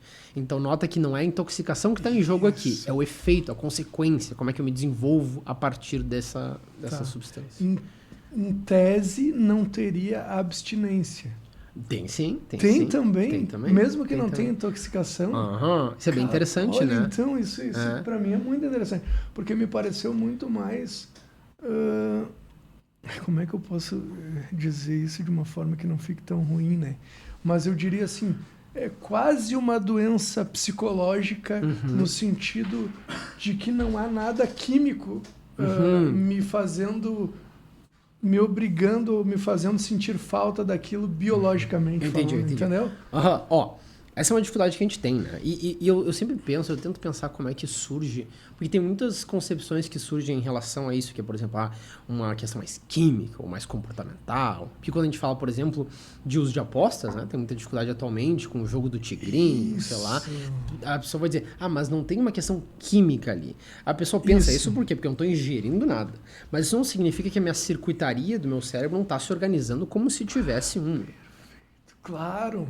Então, eu já vou... Olha só, cara, eu nunca pensei sobre esse viés, interessante, né? Muito interessante, porque o teu cérebro vai trabalhar como se tivesse. Isso. Porque a dopamina provavelmente vai lá para cima. Não, todo o processo todo o funcionamento do teu encéfalo no sentido de estimulação, e quando eu paro, de querer de novo, de querer ficar mais tempo, e quando eu fico longe, de querer antecipar a próxima vez que eu vou apostar. A circuitaria é extremamente semelhante. É muito parecido, olha só. E isso é muito interessante, né? Porque eu legitimamente não sei bem onde a gente chega nisso, mas muitas pessoas têm essa heurística, digamos assim, de que eles pensam, porque não tem uma coisa química ali, significa que não é a mesma coisa. Se a gente usar o cérebro como referencial, a gente percebe que, não tem muito como fugir, não. O cérebro é o mesmo. A circuitaria é a mesma. Então, claro, a gente não vai ter, de novo, eu não estou ingerindo nada, mas a forma que eu estou engajando carrega muitas semelhanças. Vamos ver aqui, se eu conseguir entender, tá bom? No caso, por exemplo, de eu ingerir uma substância tóxica, essa substância vai fazer com que o meu cérebro faça as ligações, por exemplo, que o jogo faria. Na verdade, o estimulante, nesse caso, de eu ingerir uma droga, seria a própria droga estimulando. E no caso do jogo, seria... É a minha relação estimulando o meu cérebro. Claro. Então, a dependência não, mas o uso seria o mesmo. Ou o abuso, na verdade, viria pelo mesmo viés. Isso. A via é extremamente semelhante. Exato. Usa sempre o cérebro como referencial. Se eu uso o cérebro como referencial, eu percebo que não tem muito como fugir. Tudo vai acontecer de uma forma semelhante. A gente pode pensar em magnitudes diferentes. Uma coisa que eu costumo falar quando eu dou palestra é como se fosse um soco de neurotransmissores. De fato é. Tipo, se eu tô passeando com meu filho, eu amo meu filho, sabe? Eu não tenho filho, tá? Só já claro, porque eu tenho um filho hipotético. Eu amo meu filho, eu tô passeando com ele, me dá muito prazer passear com meu filho, com certeza. A chance é que não seja um soco de neurotransmissores que nem, sei lá, cheirar cocaína é. Então essa distinção é importante perceber. Eventualmente a gente percebe que a magnitude é diferente. Mas, de novo, usando o cérebro como referencial, usando o encéfalo como referencial, a gente percebe que a chance é que todos os mecanismos sejam extremamente semelhantes. E tem um adicional, voltando para o anabolizante, que o anabolizante, ele tem... E agora eu vou usar o termo dependência para outra direção. O anabolizante, ele cria uma dependência diferente no sentido de que... Pensa o seguinte, eu sou um atleta de levantamento de peso, então eu tenho alguma noção de, por exemplo, certos dias eu estou mais forte, certos dias eu estou mais fraco. E aí eu consigo botar um valor na barra. Agora imagina que tem um período aí de 6 meses em que eu estou botando os maiores pesos que eu já levantei na minha vida. Eu estou muito forte. E eu sei que quando eu fizer um dia após esses 6 meses, eu vou ter que botar a metade de peso. O que eu vou fazer? Não, quero mais tempo. Vamos ficar 1 ano aqui. Então, nota que esse processo que diz respeito... Eu usei o viés da força, mas o viés da hipertrofia, ou como é que eu pareço, é semelhante. Então, muito do anabolizante, a retirada do anabolizante é muito custosa para o usuário. Por quê? Porque ele pensa que ele vai ficar mais fraco, ele pensa que o corpo dele vai ficar menor, fica muito mais difícil de desengajar justamente por isso. Porque é como ele sabe o que vai acontecer, ele sabe que ele vai ficar mais fraco, ele sabe que ele vai parecer menos inchado, sei lá, e a massa muscular dele vai mudar. E aí, essa é uma dificuldade de retirar. Nota que isso diz respeito também à abstinência, né? Se eu vou ficar abstinente do anabolizante... Perfeito. Também tem isso. A gente pode dizer que, usando o termo dependência, nesse caso, não seria química, seria psicológica. Exatamente. Mas a abstinência e o sofrimento talvez seja o mesmo. Exatamente. É como se, sei lá, toda a tua vida tu andou com uma Lamborghini e a partir de amanhã é Fusca pra ti, entendeu? Imagina. E aí, cara, vai ser muito difícil, eu não tô dizendo que não existe essa pessoa. Existe. Eu, por exemplo, nem dirijo, então eu conseguiria engajar com Fusca, digamos assim. Mas a média da população, não. A média da população vai ficar tipo, não, como assim, Fusca? Não, quero minha Lamborghini. Então, essa é uma analogia muito simples para descrever como, por exemplo, quando a gente fala de anabolizantes, a gente tá falando de um fenômeno psicológico bem diferente. Porque eu tô ao longo do tempo criando uma relação de que esse é meu corpo é assim. E aí vai ser tirado de mim. E aí estão tirando minha Lamborghini de mim, estão me dando Fusca. Seria quase, vamos lá agora, vamos viajar agora. Cara, eu não quero terminar esse podcast, esse episódio, eu não quero terminar. Cara, seria quase como a anorexia? Isso, quando a gente usa o termo vigorexia, que é o termo que se usa para a questão, é muito uma visão de que o meu corpo está menor do que ele está. Nota que é difícil... É o contrário da anorexia. Isso, exatamente. Em que a pessoa se sente, meu Deus, eu tô obesa, sei lá, e ela tá com, sei lá, 40, 30 quilos. Então, essa visão distorcida de como é que o teu corpo aparenta ou se difere drasticamente do que ele de fato é. E aí, é por isso que o termo, quando eu nunca vi a história do termo vigorexia, em termos de como é que foi construído, mas a ideia da semelhança é justamente que eu tenho uma disforia em relação ao meu próprio corpo. Eu penso que ele é pequeno e, na real, eu sou gigante. E eu não posso diminuir. Claro. E aí, esse processo diz respeito a eu engajar cada vez mais com o anabolizante, por exemplo. Há uma distorção na forma com que eu tô me vendo. Por exemplo, tu tá me vendo bem e eu tô me vendo pequeno. Exato. Sou minúsculo. Sendo que, tipo, o cara pode ser gigante. Cara, que loucura. Exatamente. A cabeça da gente. E nota que esse é um problema de saúde pública, tá? Eu trabalho muito mais com cocaína, por exemplo. Sim. Mas eu sempre gosto de trazer o viés do anabolizante porque é um problema de saúde pública. O Brasil é um dos maiores, tipo, um dos países que tem mais uso de anabolizante. Só que a gente não fala muito isso porque a gente não tem o dado. Se a gente tivesse, nota isso, tá? Isso é bem importante. Tá. Se a gente tivesse o dado, de fato, de prevalência de uso de anabolizantes no Brasil, todo mundo ia ficar preocupado. Mas a gente não tem, justamente, viés do respondedor. Claro. As pessoas não respondem. Eu tô usando anabolizante. Se fosse possível fazer uma pesquisa, ficaria distorcido. Exato. Não é real, não condiz com a realidade. É impossível fazer essa pesquisa. Impossível. É basicamente impossível. Que loucura. É muito difícil isso. Ô Bernardo, vamos lá. Eu quero te fazer uma pergunta que eu anotei aqui, porque também, lembrando do episódio que eu tive com a Shirley,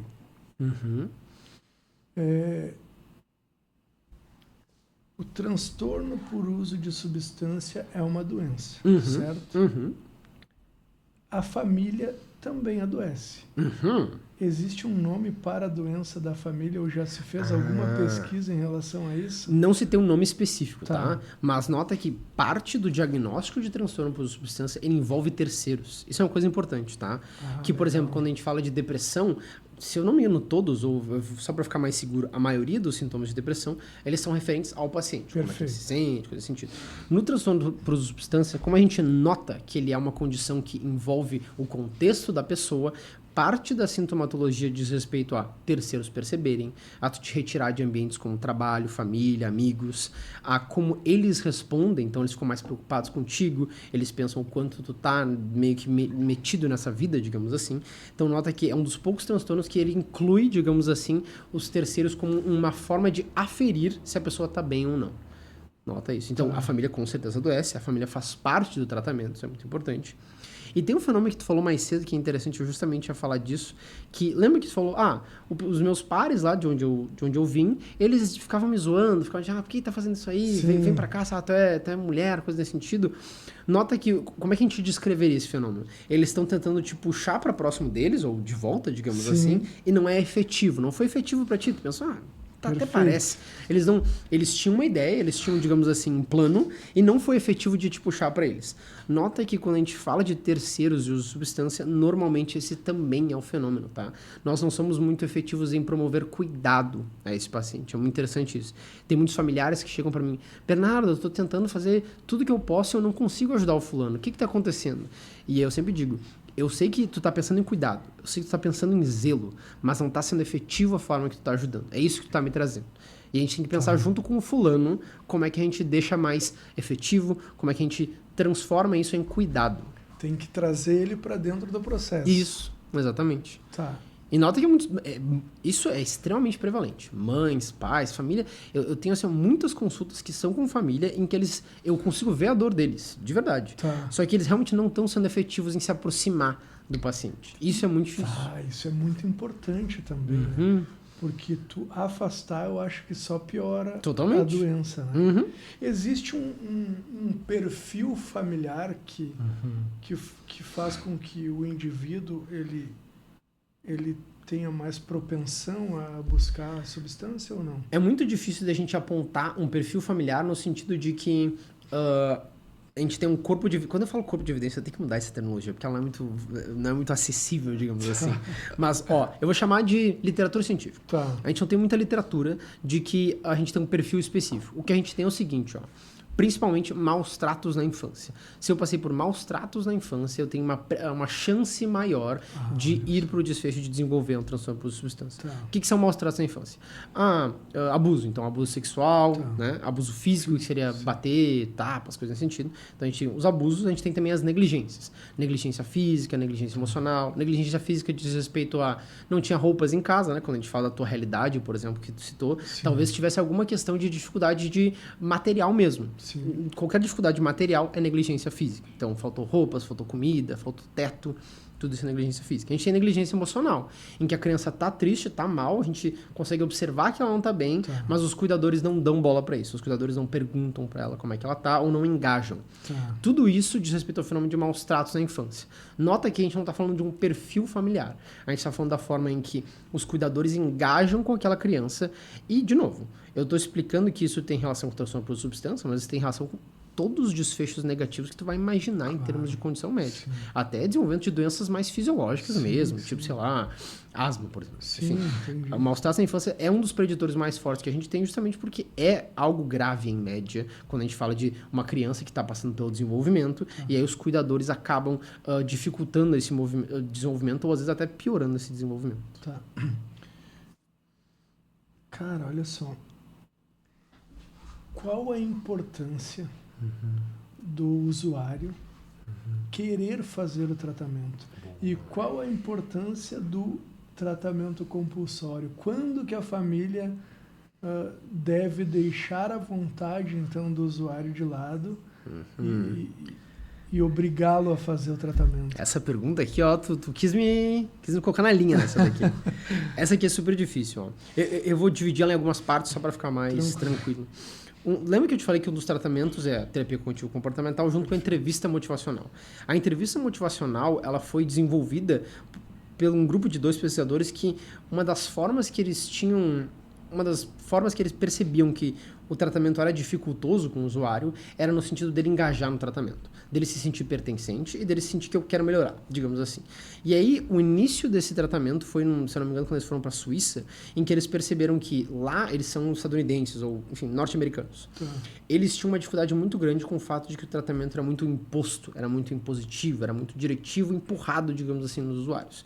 E aí eles fizeram essa viagem, digamos assim, para ver outros tipos de tratamento, e eles perceberam que se a gente trabalhava muito mais com a forma que o paciente engaja no tratamento e se motiva ele mesmo, falando sobre a mudança, falando sobre mudar e falando sobre a vontade dele de mudar, isso levou a desfechos mais positivos.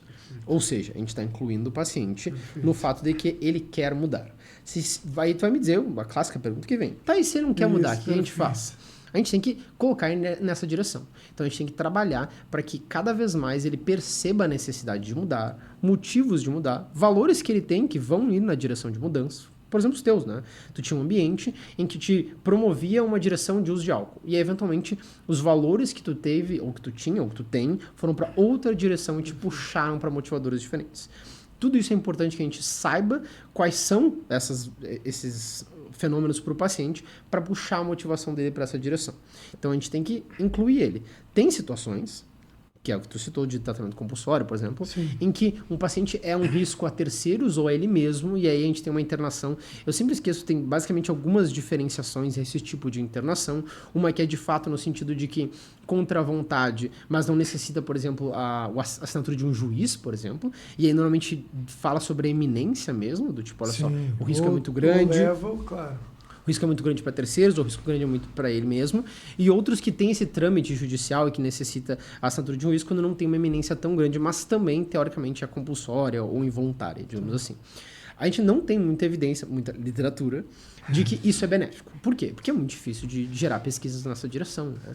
De, tipo, pessoas que estão em uma situação tão grave que a gente tem que interná-las contra a vontade e se isso promove desfechos positivos ou não. O que normalmente eu digo quando as pessoas me perguntam? Se tem uma iminência tão grande, se tem risco a terceiros ou risco a ele mesmo, eu não sei que outra coisa que a gente poderia fazer nessa situação. Não tem que fazer. Não significa que a gente vai deixar ele lá. Nota que a gente tem a lei antimanicomial em que a pessoa nunca vai ficar mais do que, se não me engano, 21 dias internado. 21 dias, não tem como ficar mais que isso. Então, nesse sentido, a gente está dentro desse guarda-chuva. Então, não estou defendendo que a pessoa vai ficar trancada lá. Sim. Mas, nessa situação, não sei muito bem como é que a gente manejaria de uma forma diferente.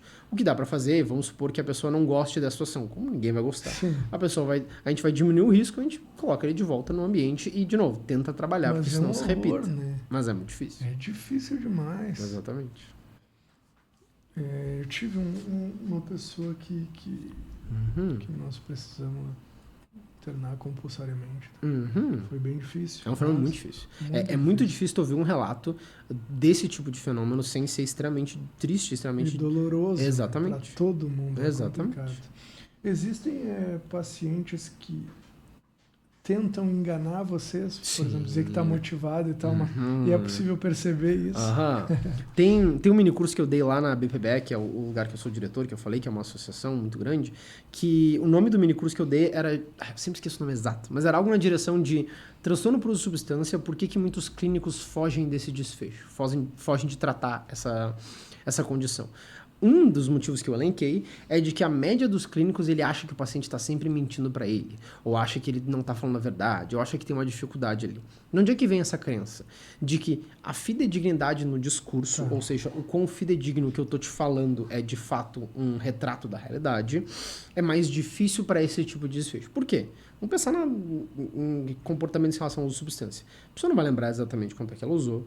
A pessoa, vamos supor que eu estou num rolê e eu usei, 3 drogas diferentes, eu não sei qual que eu usei em qual situação, qual a quantidade que eu usei. Sim. Então, a fidedignidade de um dos comportamentos que é os mais importantes, que é o uso da substância, a chance é que ela não fique perfeitamente relatada. Então, a gente tem o fenômeno de não fidedignidade desse discurso, em que é difícil trazer esse discurso, e também o de mentir. Eu não trago muito foco do mentir, porque dá a ideia de que o paciente está, sei lá, querendo nos enganar, digamos assim. Perfeito. Então, eu coloco tudo num guarda-chuva de não fidedignidade. Porque dá uma ideia de que, olha só, é difícil lembrar, é difícil de ter uma precisão, e também é difícil para mim engajar com o fato de que, na real, agora eu não quero parar de usar. Mas eu tô aqui porque ontem eu queria, amanhã talvez eu queira, mas hoje tá difícil. Então isso abarca também o fato de que a nossa motivação, ela muda de dia para dia. Perfeito. E aí, de certa forma, tu deprecia até o teu paciente, dizendo, é um mentiroso, por exemplo. Não, um dos piores, eu faço que é um problema, né, também. Eu falo isso sempre, esse é um dos piores cenários para mim, é o seguinte cenário, tá? Por favor, engaja com a tua imaginação com o seguinte, ó. O paciente chega no meu consultório, eu tô lá felizão, com um sorriso. E aí, ficou sem usar? E eu tô, tipo, super empolgado. E a pessoa com uma cara de cu ali, desculpa o termo. Sim, mas... Pensando, tipo... Por quê? O que eu tô promovendo nesse ambiente? Nota que isso também é um ambiente. Sim. É um ambiente em que eu tô vindo com muita expectativa. Em que ele mal chegou na minha clínica, eu já tô com um sorrisão, ele já tô olhando nos olhos, querendo que a coisa seja numa direção X. E ele, já sabendo, porque ele se comportou de uma forma XYZ fora do ambiente da clínica, ele chega já pensando, pá, ele tá com esse sorrisão aqui, cara. Agora eu vou fazer com que ele fique muito triste, ele vai ficar brabo comigo, ele não vai gostar, ele vai me xingar. Nota que eu tô falando de pensamentos que a pessoa tem ao chegar nesse ambiente que eu tô formando. Eu estou criando, neste momento, um ambiente que não promove desfechos positivos. Por quê? Porque eu tô lá, sorrisão. E aí? E a pessoa tá tipo... E ele não vai querer te decepcionar. Exatamente. E aí muito da não fidedignidade do discurso vem do ambiente em que eu criei. Eu, como clínico, criei esse ambiente. Não foi o paciente. Claro, olha. Se eu tivesse com uma cara normal, ele tá tudo certo pra dizer. Então, Bernardo, eu usei, foi isso aí, fechou. Mas não, eu tô lá, sorrisão, empolgado. E aí? Fala pra mim. Então, eu tô criando um ambiente que não promove desfechos positivos. Em média, muito importante, na psiquiatria, esse ambiente, sorrisão, ele é bom. Mas nesse caso em que a minha expectativa está no uso da substância, ele é ruim. Olha só. Então é muito importante que a gente não crie esse ambiente. Tem que ter muito cuidado nesses casos especificamente. E esse é um dos motivos que o título era esse, porque nota que os clínicos estão fugindo dessa demanda, porque eles também criam esse ambiente. Eu não estou tirando, eu não estou isentando os clínicos, claro, não. A gente também tem dificuldade nisso. Até porque todo mundo é ser humano, né? Todo Exatamente. É difícil, cara, se controlar às vezes, né? Como é que a IA...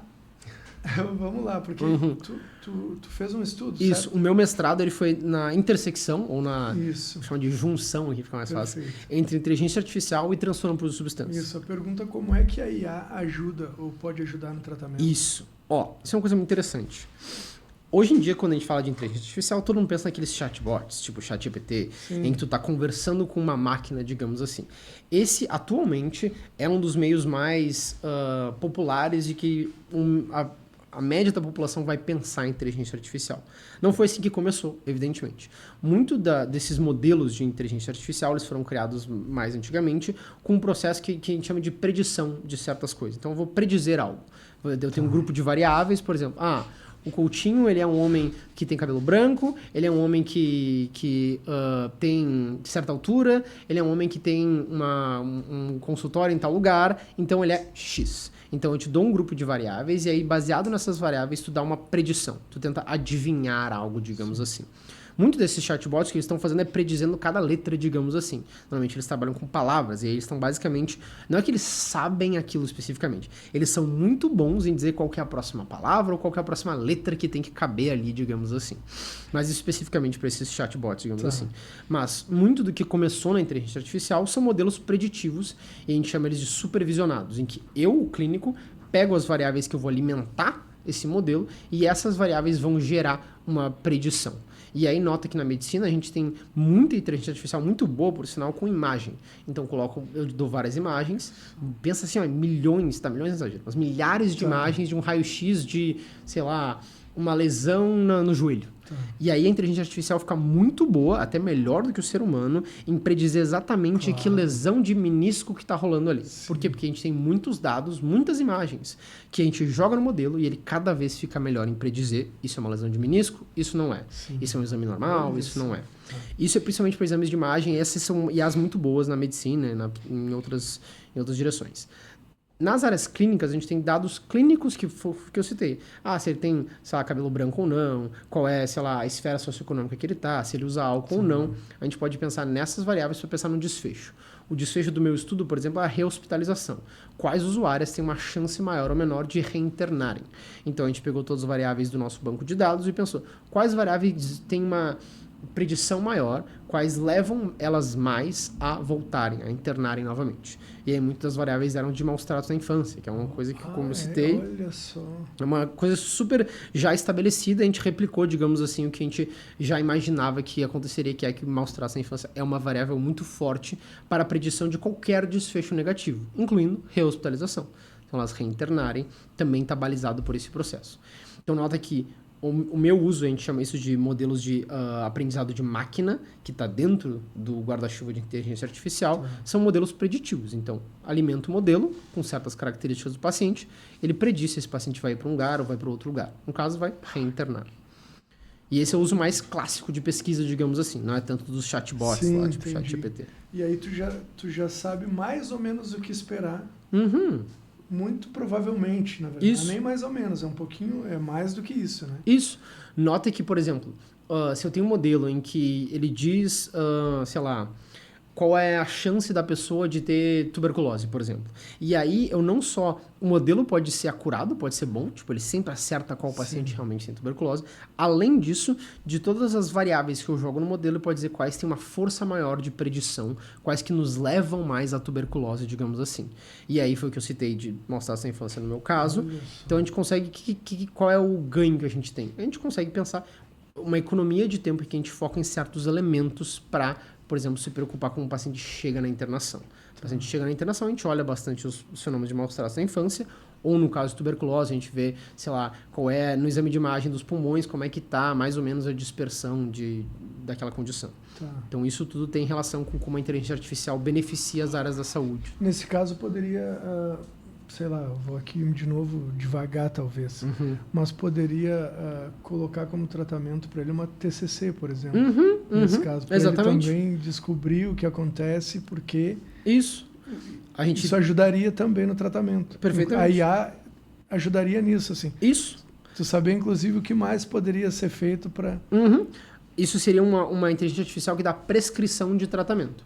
Então, tem vários tratamentos possíveis, o paciente chega e aí, baseado nas características que ele tem, eu direciono ele para um tratamento diferente. E existem modelos assim. Vale citar que eu citei do modelo que a gente criou para a nossa amostra de usuários de crack, mas o outro estudo do meu mestrado era uma revisão sistemática, que a gente chama em que eu pego todas as evidências que tem de certa área. E aí a revisão sistemática era de modelos, né, desses modelos preditivos, dentro do transtorno por substância. E aí a gente pegou muitos modelos que prescreviam um tratamento, tinham muitos modelos que identificavam um paciente sem risco do diagnóstico.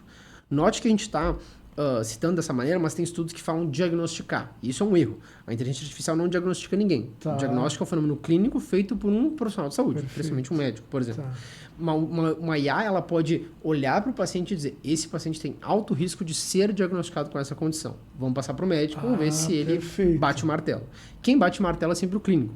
Mas a inteligência artificial pode fazer essa outra camada, digamos assim, de aferir quais pacientes têm um risco aumentado ou menor. E ser mais assertivo no direcionamento daí. Exatamente. Isso poupa tempo, né? Eu não preciso ficar olhando para uma cacetada de coisas. Claro. Eu só chego direto pensando, tá, a IA me deu essas direções aqui, deixa eu bater o martelo para onde é que vai. Mas já deu uma filtrada, né? Puxa, bota filtrada. Um tempo precioso, às vezes, que tu poderia estar com outro paciente, ou sei lá, ajudando uma outra pessoa, né? Exatamente. Quanto tempo aí, Bill? 1h18. Cara, que legal. Meu, não quero mais parar de falar contigo. Nós vamos ter que marcar uma outra para falar de outras coisas. Estamos chegando no fim já, Bernardo. O papo, quando é bom, coisa boa, fico feliz. Aprendi demais hoje. Bom, a Renata vai me enlouquecer. Marca outra com ele que eu quero ir. Chegar lá hoje. Ela vai enlouquecer, certo, cara. Eu não tenho nem palavras para te agradecer, cara, por estar aqui com a gente. Cara, eu fico muito feliz. De verdade, obrigado por estar aqui. Agora a gente tem um roteirinho de final, tá? Então vamos lá. Tem alguma pergunta que tu gostaria de ter respondido que tu não respondeu? Bah, isso é muito bom, hein? Se tu tem, faça a pergunta. Cara, meu Deus do céu. Essa é muito boa. Eu posso ficar mais um tempo pra pensar? Claro. Bah, eu preciso de um tempo nessa daqui. E tem muita coisa que eu posso dizer, tanto em questão de evidência, quanto em questão de uso de substância mesmo. É por isso que a gente sempre pede, porque é o que eu disse, né? Quem tem o conhecimento aqui é tu. Então, às vezes, a gente acaba deixando escapar alguma coisa. Se teve a pergunta, faça a pergunta e pode responder ela. Daí. Deixa eu pensar.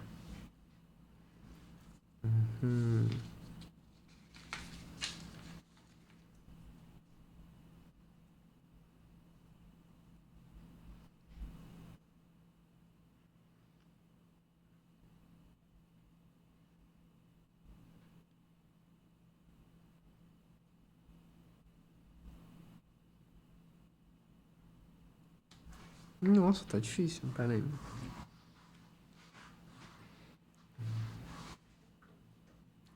Algo que tu veio preparado pra... será? Eles vão me perguntar isso aqui. Nossa, Cara, pior que teve, mas daí é meio distante, assim. Deixa eu pensar.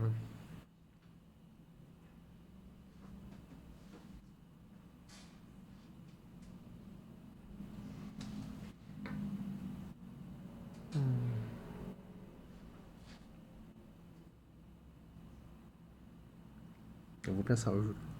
Tu que manda. Mas tá tranquilo. Agora eu que te botei numa sinuca de Pois bico. Eu achei interessante. Nunca me perguntaram isso em podcast. E olha que eu já participei de mais de um. Mais de dois, na real. Pensando.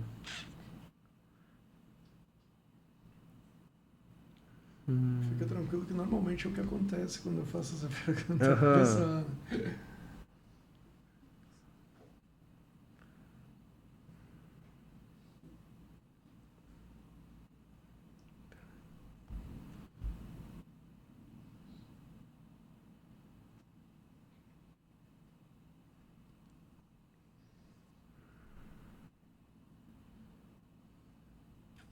Nossa.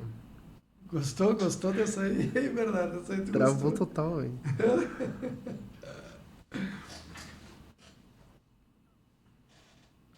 Tá, assim. Perfeito. Boa. Faça a pergunta e responda. Teve uma pergunta que tu não fizeste, que é bem clássica de me perguntar em toda vez que eu dou palestra, em qualquer tipo de ambiente, que é sobre redução de danos. Né? No sentido de, tu, Bernardo, apoia a redução de danos, ou qual é a tua visão de redução de danos? A gente deveria buscar a abstinência completa sempre, ou a gente pode pensar na perspectiva de redução de danos? E eu acho que é um benefício para todo mundo ter noção disso, assim, de como é que que a gente tem de evidência científica para esse desfecho. Assim. A redução de danos, vale citar, é muito importante. Ela é, se eu não me engano, ela é muito maior do que às vezes até eu tenho noção, mas ela é uma perspectiva quase filosófico-política, assim, de que diz respeito não só como é que a gente maneja o uso de substância de um usuário, mas também como a gente leva em conta como é que ele se insere na sociedade, como é que eu enxergo a agência de um usuário, ou a agência de um sistema de saúde perante o usuário, enfim, ele abarca muito mais do que apenas a abstinência ou não. Então, primeiro eu sempre explico isso, que a redução de danos é muito maior e cabe muito, ou está muito dentro de um guarda-chuva filosófico-político. Agora, em relação à abstinência completa e redução de danos, a perspectiva que eu sempre trago foi aquela que eu te trouxe mais cedo, de que a recaída é um fenômeno muito comum. Se a gente fingir se a gente tentar se organizar como se não fosse comum, a gente vai se colocar numa situação em que a gente busca abstinência completa o tempo inteiro e a gente chega na clínica, o paciente, a gente está sorrindo lá, tá abstinente, hein? A gente decidiu aqui que é abstinência completa, então tu tá abstinente, então tu vai sentar aqui e vai me dizer que não usou nada. E aí eu tô criando um ambiente péssimo. Por quê? Porque a resposta não está em nenhum desses extremos, assim, em que eu penso, a redução de danos, em que eu sempre aceito que a pessoa está sempre meio que manejando mesmo que ela transicione para um volume menor, ou para uma substância diferente, ou para uma via de administração diferente, é sempre uma vitória, ou se a única vitória é não usar mais nada, nunca jamais. Esses dois extremos, eles não são benéficos. Por quê? A recaída é um fenômeno que existe. Então, eu tenho que me colocar pensando que, se eu exigir abstinência completa sempre, eu vou me dar mal. Mas, se eu não for para a direção de, ao menos, diminuir um uso, diminuir uma frequência, eu vou me dar mal também. Porque a tendência é como se eu estivesse dizendo, a vida que tu está vivendo agora, que está te causando sofrimento, está te causando ônus, fica assim. Muito difícil. Sim. Se ele veio para minha clínica, se ele veio para meu consultório, é porque ele tem algum tipo de sofrimento ali. Então, seria muito leviano da minha parte. Sim. Eu pensar, não, fica assim, tá tudo bem. Então, é corriqueiro isso de que me perguntem em relação à redução de dano, e a minha resposta normalmente é nessas duas direções. Descrevendo que a redução de danos é muito maior, e que eu, por exemplo, não sei de muitas das coisas que eles trabalham com, principalmente essa perspectiva filosófico-política, e de que eu nunca vou estar contra a redução de danos, no sentido de que a abstinência, ela completa da forma que eu querer impor ao meu paciente não vai me beneficiar, não vai me levar a desfecho positivo. É muito melhor que eu leve a abstinência como um norte do tratamento, no sentido de que ela existe e eu vou buscá-la. Agora, se eu vou exigir a abstinência total o tempo inteiro, eu me separo do usuário. E a chance é que ele se distancie muito drasticamente de mim, porque a chance dele recair não é pequena. Perfeito. Bom, agora eu vou ter que te fazer outra pergunta. Manda. Já que tu me veio com essa pergunta, então, com essa resposta a essa pergunta, a redução de danos, por exemplo, a gente poderia dizer que aquele cara que ele já está prestes, na iminência de fazer algo contra ele ou contra alguém. Uhum. Quando a gente, então, não tem outra coisa que fazer a não ser internar ele, desintoxicar lá por 21 dias, que é o que a lei manda, e depois vai ter que deixar ele de volta fazer o que ele quiser. Isso seria uma das formas de redução de dano? Isso é interessante. Entende? Que tem muitas pessoas que são reducionistas de danos, que eles agora, devagar aqui, eles provavelmente defenderiam que a pessoa não poderia ser internada nessa situação, mesmo sendo um risco a outros e a si mesmo.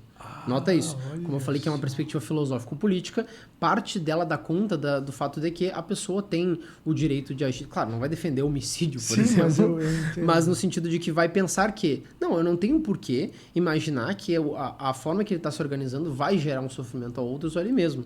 Então, nota isso, que parte da ideia de um reducionista de danos, sei lá, de livro, digamos assim, vai dar conta de uma agência em que talvez, olha, não, eu não quero que ele seja internado, isso não é para ser assim.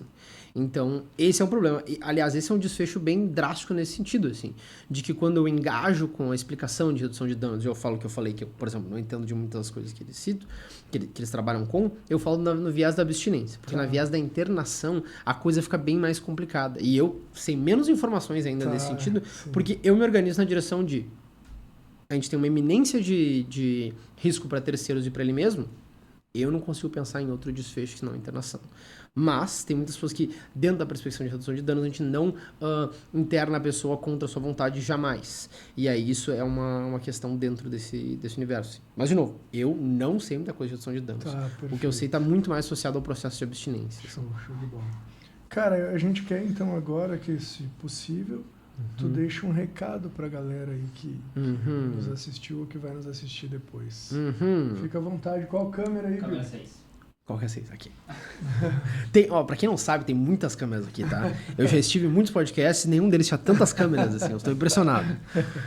Gente, cara, muito obrigado por ter me convidado, porque um ponto que é muito importante pra mim, agora eu vou ser bem pessoal, digamos assim, é de eu conseguir trazer minha mensagem para muitos públicos diferentes e conseguir ter benefício de me aproximar de muitas pessoas que talvez não me ouvissem ou, principalmente, pessoas que não têm uma relação específica com a área da saúde. Eu acabo ficando muito dentro de uma bolha em que eu falo extremamente com pesquisadores, com clínicos, com pessoas da área da saúde, em que o vocabulário é diferente, enfim, a gente tem toda uma inserção, digamos assim, muito diferente. Então é muito valoroso para mim eu poder atingir mais públicos, não só no sentido de promover mais desfechos positivos, de, por exemplo, agora que a pessoa está me ouvindo, ela pode pensar, bom, eu não vou mais falar dependente químico, eu vou falar uma pessoa que tem uso de substâncias, mas também pelo fato de que é benéfico para qualquer pessoa que trabalha na área da saúde de conseguir comunicar para mais públicos e fazer com que seja mais acessível algo que, dado ao usuário, vai beneficiar ele extremamente. Nota que aqui eu estou falando área da saúde no geral, não especificamente relacionado ao produto de substância. Como eu falei lá mais cedo, a prática baseada em evidências ainda é um fenômeno novo no Brasil e ainda tem muitas pessoas que acabam sendo vítimas de muitas intervenções de saúde que não beneficiam o usuário, custam muito caro e fazem com que a pessoa, às vezes, chegue num desfecho pior de saúde. Então, quanto mais a gente trouxer para o público em geral e trouxer para mais audiências o fato de que a ciência atualmente faz parte não só do dia a dia de um clínico, de um profissional da saúde, mas também do paciente ter noção de que, olha só, eu quero a melhor intervenção possível dentro de um custo que eu queira pagar. E aí, isso é muito importante não só no sentido de eu, por exemplo, conseguir atingir públicos de uma forma mais efetiva, e é por isso que tu me ajudou muito bem em fazer analogias aí e perder um pouco da minha bolha da medicina e da psiquiatria e da psicologia, mas também de que isso chegue à pessoa de uma forma acessível, que ela entenda, olha só, isso aqui me dá um benefício maior do que fazer outra, por exemplo, intervenção, ou de consumir outro conteúdo, por exemplo, algo nessa direção. Perfeito. Porque, na verdade, bem da verdade, talvez, essas pessoas são que mais precisam desse conhecimento, às vezes, né? Exatamente. Muito bom. Então, como eu tinha te dito também, a gente... Ao final, a gente pede para que o convidado deixe um pouquinho, além do gole de conhecimento que deixou para nós, deixe um pouco da sua energia, depositando a tampinha da água que bebeu aqui no nosso recipiente. Que, por sinal, é lindíssimo. O Bill vai fazer um... Por favor, faça. E aí tu precisa me dizer, Bernardo, uma música, porque a gente vai fazer um cortezinho desse ponto aqui e vai colocar a música uma que tu música. Escolheu Nossa senhora, tá. Posso fazer isso? Pode. Eu tô bem empolgado, pra ser sincero, peraí. Olha só. Show de bola. Tô bem no meio. Cara, uma música, meu Deus do céu. Deixa eu pensar. Pode ser qualquer música. O que tu mandar. Vai estar nesse cortezinho da tampinha. Eu vou escolher uma que tem um momento que é meio celebrativo, e aí acho que vai que cair legal. bem. Que é uma música nova do... Aliás, nova não. É uma música do... Vocês conhecem o Bad Bunny, que é um rapper de Porto Rico. A primeira música do álbum novo dele se chama Nueva York, que é uma homenagem, acho que é Ano Novo, eu não sei. Que show. Mas ela começa de uma forma que eu acho que encaixa bem nessa situação. Pegou aí, Bill? Deixa eu anotar aqui como é que é Nueva York. É N-U-E-V-A-Y-O. Isso. Se botar o inicinho aí, tu já vai entender, porque é exatamente o inicinho da... É isso aí. Dá pra colocar aí, Bill? Dá sim. Então Vai bota destruir o aí só pra som nós. dos... Peraí, canção Bad Bunny. Deixa eu ver aqui, peraí. Deixa eu só botar no nosso Groups aqui. Eu boto aqui no celular, peraí. Bota no celular aí. Eu tenho que decidir o que eu vou... Nueva? Eu vou postar um só. Deixa eu te mostrar. Tá aqui. Aqui, ó. O álbum é 2 cadeirinhas de praia. Tá, show. É a primeira música desse álbum, muito bom. Gosto bastante. Vamos botar no corte, então. Deixa eu só botar a música. A Renata tá cheia de inveja de mim. Pois é, né? Chegou uma pessoa durante... A gente já Minha pode... filha Eu vi tu olhando pra lá e falei, o que tá acontecendo? Eu tô com medo que vou achar alguém atrás de mim. Mas eu fiquei, não, vou olhar pra trás que vai ficar muito estranho se eu olhar pra trás. Aham. Tu dança? Não. Mas eu vou aprendendo a dançar só pra vocês. Que legal, cara, porque é uma música bem... Nueva Nueva Yo. Tá, eu botei ele. Fechou? Fechou? Cara, muito obrigado, tô muito feliz. Eu vou te agradecer mais uma vez por estar aqui. Eu não posso propagandear meu Instagram? Pode, claro, cara. Fica à vontade aí. Manda aí que depois nós vamos fazer uns collab e vamos te marcar e botar o teu por favor, junto. Por favor. Tá. Gente, como eu citei aqui, eu sou psicólogo, sou pesquisador. O meu Instagram é psico.bernardo, ou @psico.bernardo. Eu posto muito conteúdo não só sobre uso de substância, mas também sobre prática baseada em evidências. Como eu citei aqui, eu faço parte da BPBE, que o arroba é a BPBE _. Nos roubaram o nome da BPBE. Mas a BPBE é uma associação que eu faço parte como diretor, eu sou muito feliz de fazer parte. E, enfim, sigam esses 2 Instagrams. E para quem gosta desse conteúdo especificamente uso de substâncias, eu estou lançando um curso até o final deste mês de abril, se o meu produtor me ajudar. Aliás, ele me ajuda, eu que sou péssimo com ele, tá?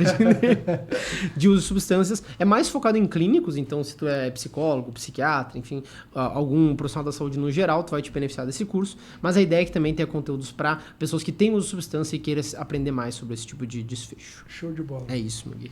Bernardo, obrigado mais uma vez, meu velho, por estar aqui com a gente. Muito feliz de verdade, estar aqui. Muito foi obrigado. Muito, muito bom.